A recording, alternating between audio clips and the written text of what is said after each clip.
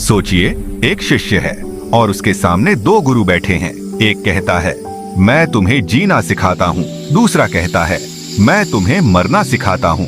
शिष्य डर जाता है। मरना गुरुजी, ये कैसा ज्ञान है? और यहीं से शुरू होती है ईशावास्य उपनिषद की छुपी हुई कथा। कहते हैं एक वन आश्रम में एक युवक ज्ञान की खोज में पहुंचा।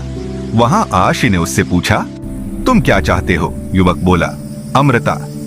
ऋषि मुस्कुराए और बोले, तो पहले सीखो जीना भी और मरना भी। पहले गुरु ने उसे सिखाया अविद्या। अविद्या ने कहा, यह संसार ईश्वर का है, लेकिन इसमें कर्म तुम्हारा है। खेती करो, परिवार पालो, कर्म करो, संसार को समझो, क्योंकि भूखा आदमी ब्रह्म ज्ञान नहीं समझ सकता।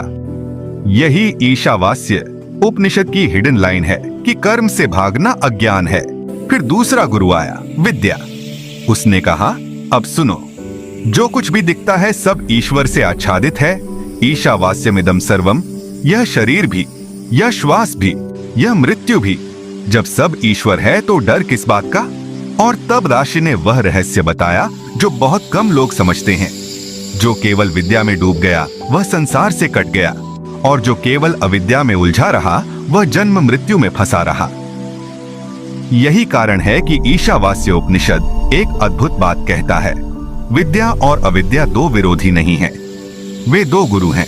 एक सिखाता है कैसे संसार में रहना है, दूसरा सिखाता है कैसे संसार से मुक्त रहना है। हिडन स्टोरी यही है।